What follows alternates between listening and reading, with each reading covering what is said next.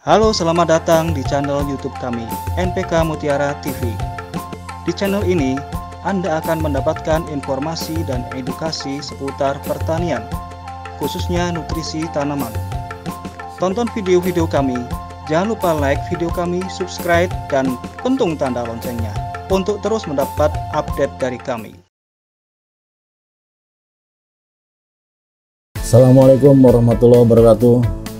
Salam Mutiara. Kita jumpa lagi di video Q&A atau tanya jawab. Di video ini saya akan menjawab satu persatu pertanyaan dari sahabat Mutiara yang belum terjawab pada Temu Tani Online yang episode 19, yaitu budidaya mentimun bisa di mana saja. Terima kasih pada sahabat Mutiara karena sudah banyak bertanya. Ini menandakan bahwa sahabat Mutiara menyimak bahasan kami di Temu Tani Online. Mari kita mulai.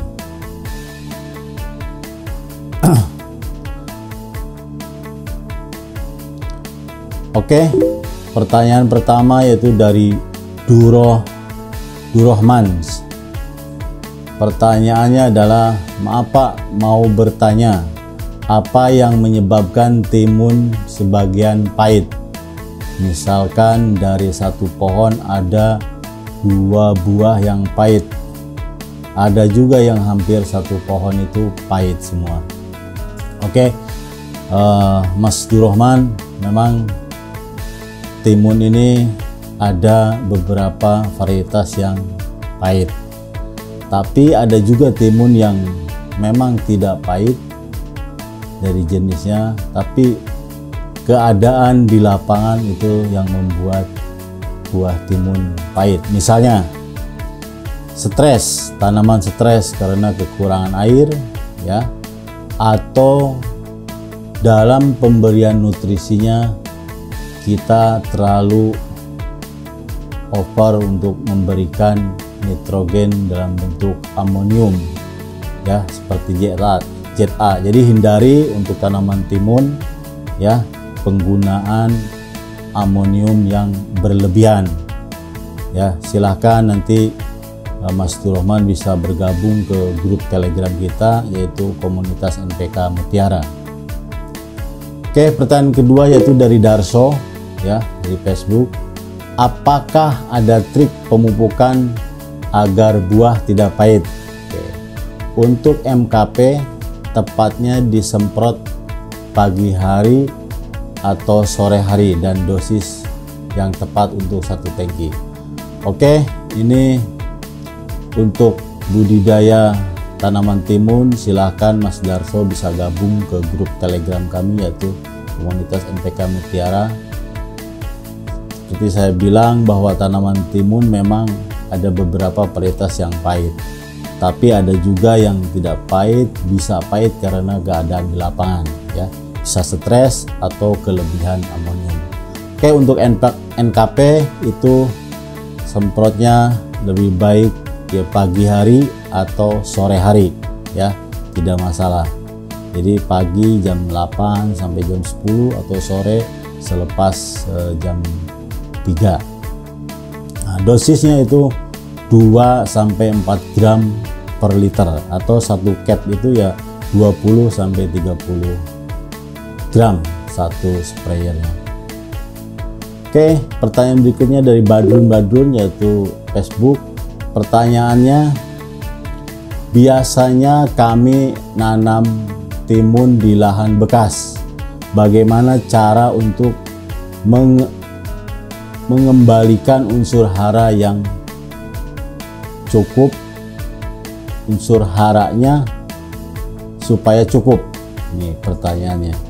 Oke, Mas Badrun ya, sebaiknya itu kalau bekas timun ditimun lagi, atau kacang panjang dikacang lagi, atau cabai cabai lagi, itu biasanya siklus hamanya tidak putus ya. lebih baik kalau memang nanti nggak mau ribet itu di rolling ya.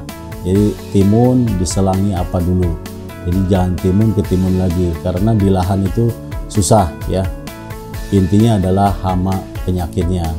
Kalau untuk nutrisinya gampang ya, tinggal pemupukannya yang seimbang ya. Saya sarankan kalau bekas timun jangan ditimun lagi karena nanti hama dan penyakitnya akan susah dikendalikan karena siklusnya tidak putus.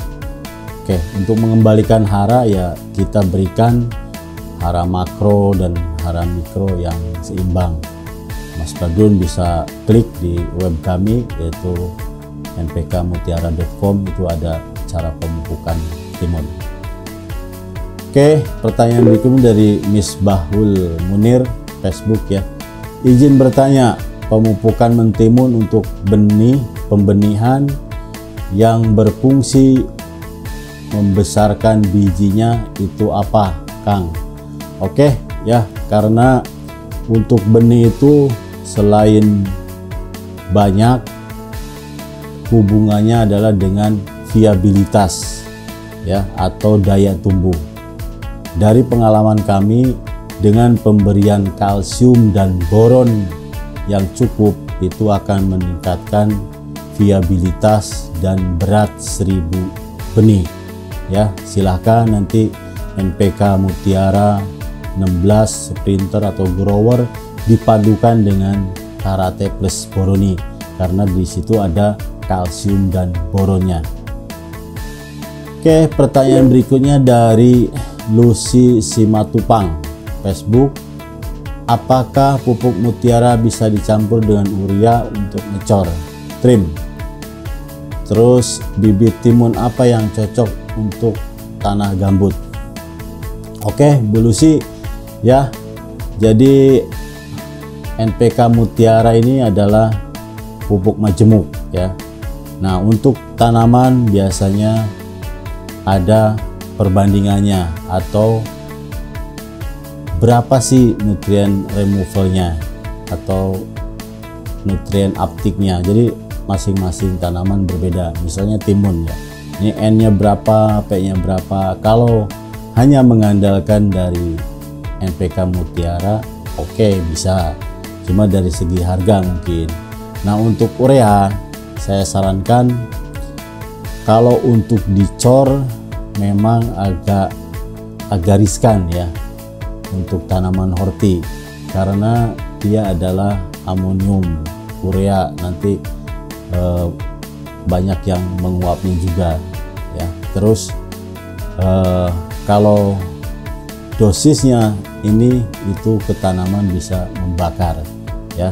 Jadi saya sarankan mungkin lebih baik kalau untuk sumber N, untuk menambah sumber N itu ya ZA atau NPK memang N-nya besar.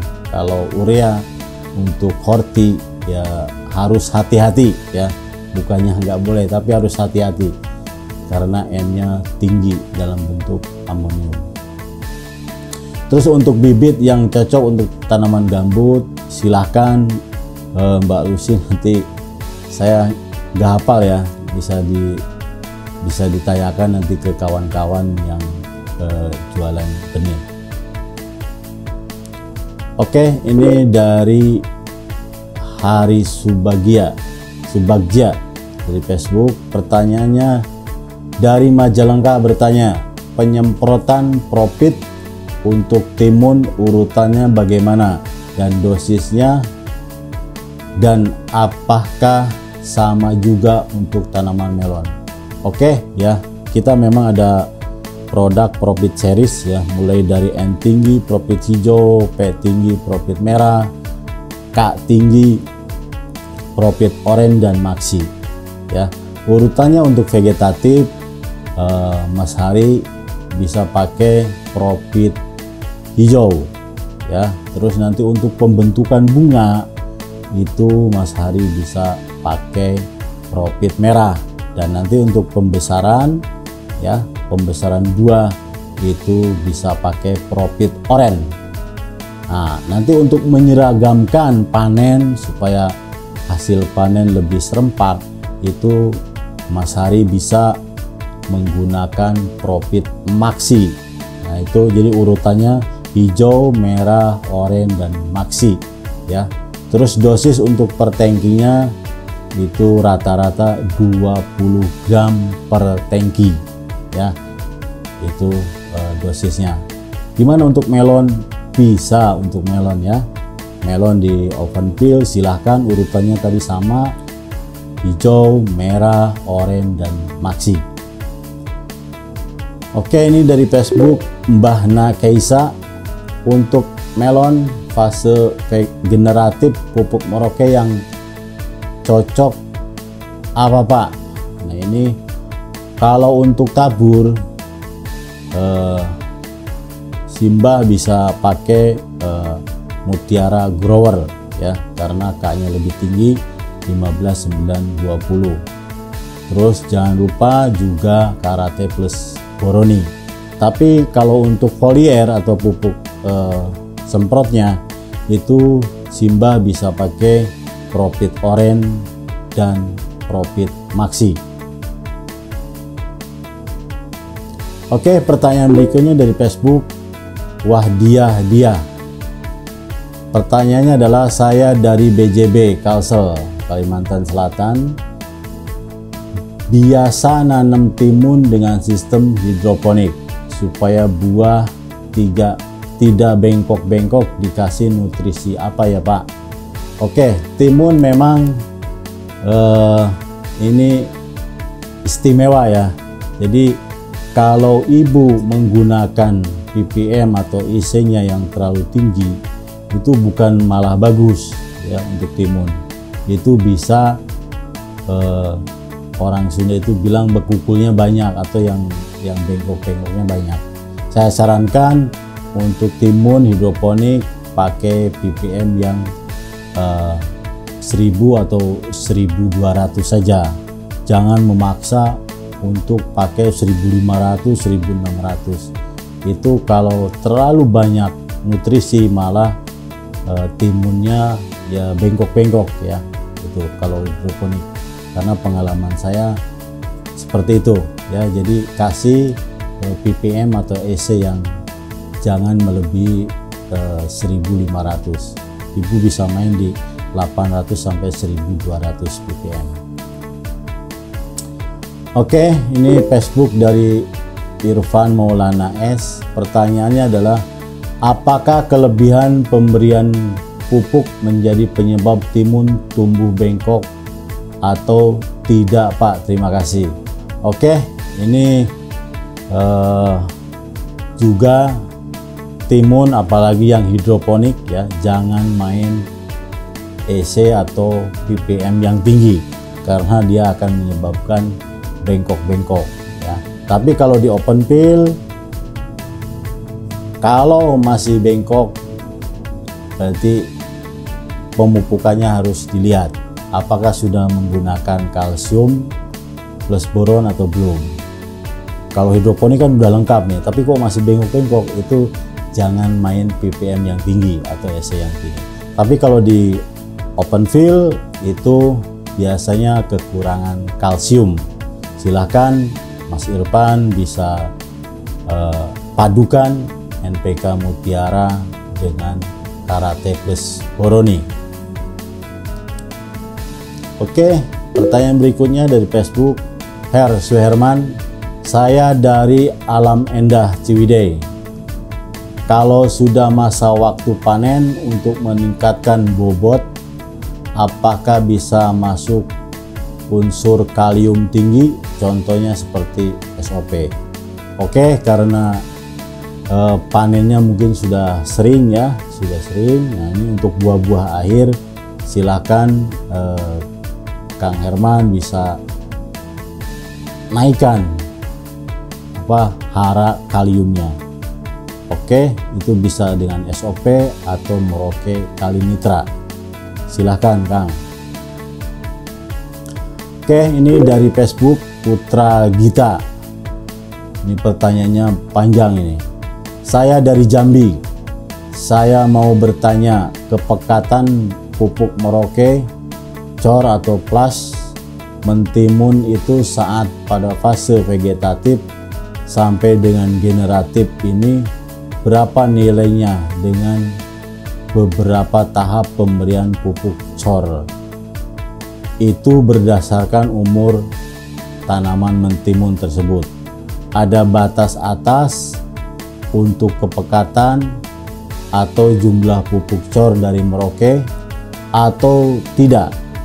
Untuk pemupukan mentimun dan tanaman lainnya, karena maaf saya biasa pakai Merauke, ini berpedoman pada program pemupukan yang disusun Merauke, tapi saya selalu kondisikan atau sesuaikan dengan kondisi tanah atau lahan sebagai pondasi dasar kita bertani. Karena bagi saya pupuk sebagus apapun juga tetap menyesuaikan dengan faktor abiotik tempat tanaman kita ditanam atau dibudidayakan. Oke, Bang Putra, kalau memang open field, kalau kita ingin berbudidaya di lahan ya terbuka, kalau memang pengen sesuai dengan standar ya, kita pertama mungkin harus uji lab dulu tanah atau lahan tersebut, kandungan NPK dan lain-lainnya berapa. Nah, itu bisa kita ujikan kalau memang budidaya Bang Putra ini pengen sesuai ya. Memang brosur dari Merauke adalah itu tidak baku ya, disesuaikan dengan kesuburan tanah, karena Jambi atau Sumatera dengan Jawa mungkin berbeda kesuburannya, pH-nya berbeda, kandungan bahan organiknya pun berbeda. Tentu itu perlakuan dosis pupuknya pun akan berbeda. Maka alangkah baiknya kalau memang ingin sesuai yaitu dengan uji lab lahan yang mau kita tanam ya. Terus batas rendah konsentrasi pupuk kita ya bisa 2 gram ya, 1 gram itu terendah dan paling tinggi itu bisa 6 atau 8 gram konsentrasinya per liter air ya. Jadi disesuaikan dengan fase pertumbuhannya. Oke, pertanyaan berikutnya dari Facebook Sulistia Dwiyanti. Pertanyaannya adalah, izin bertanya, jika tanaman kacang kedelai mengalami gagal tumbuh, apakah itu dipengaruhi oleh pupuk? Oke, jadi tanam kacang kedelai atau kacang tanah ini hati-hati kalau pas saat penanaman itu juga dibarengi dengan pemupukan. Jaraknya jangan terlalu dekat, apalagi pupuk N itu bisa menghambat pertumbuhan kecambah. Kalau ingin disatukan itu dikasih jarak 5 cm itu dari lubang tanamnya, Bu. Ya, memang salah satu menghambat pertumbuhan kecambah itu adalah pupuk N. Tentu kalau bersentuhan langsung. Oke, jadi jaga jaraknya untuk kalau memang penanaman dibarengi dengan pemupukan, terutama pupuk nitrogen. Oke, dari Facebook Max Warnada, pertanyaannya adalah, untuk jeruk apa bisa karate boroni dicampur sama mutiara 1616 sama subur kali dalam sekali tabur, dan setiap musim apakah pupuknya itu pupuknya ini tanah kering di DPL 1200. Oke, Bang Wardana, kalau di open field itu bisa digabung ya, mutiara 16 subur kali dengan karate boroni, karena di tanah atau di lahan adalah buffernya tinggi ya, jadi nggak masalah. Terus mupuk kalau tanah kering hati-hati ya, karena nanti bisa fototoksis ya, jadi cairan yang ada di tanaman malah terserap oleh pupuk yang kita taburkan. Hati-hati ya, memang air penting ya, air siram ini. Jadi kalau memang dalam keadaan kering banget, saya sarankan untuk menunda pemupukannya sampai, kalau tidak ada perairan ya sampai nunggu musim hujan turun. Oke, pertanyaan dari Facebook ini dari Hari ya, Mas Hari. Kalau tanam pare agar tidak mudah diserang hama dan terjadi pembusukan, apa obatnya biar bagus? Parenya mungkin ya, ini mungkin paria atau pare, tanaman horti buah ya. Ya dijaga ya, kalau memang pemupukannya sudah bagus ya, makronya sudah diberikan, mikronya sudah diberikan, terus ya hama silahkan disemprot ya. Pestisida ada untuk insektisida, ada juga fungisida ya, silahkan. Nah, karena ini dengan obat, silahkan nanti Mas Hari mungkin bisa konsultasi dengan kawan-kawan yang dari company pestisida. Oke, itu adalah pertanyaan yang terakhir dari Mas Hari ya. Oke, sekian jawaban dari saya. Semoga sahabat Mutiara puas dengan jawabannya. Ikuti terus kami di media sosial. Ayo follow Merauke Tetap Jaya di Instagram, like Facebook Merauke Tetap Jaya. Anda yang nonton di YouTube, jangan lupa like video ini, subscribe channel NPK Mutiara TV, dan pentung tanda loncengnya agar sahabat Mutiara tidak ketinggalan video edukasi kami lainnya. Stay healthy, terus jaga jarak, pakai masker. Salam Mutiara.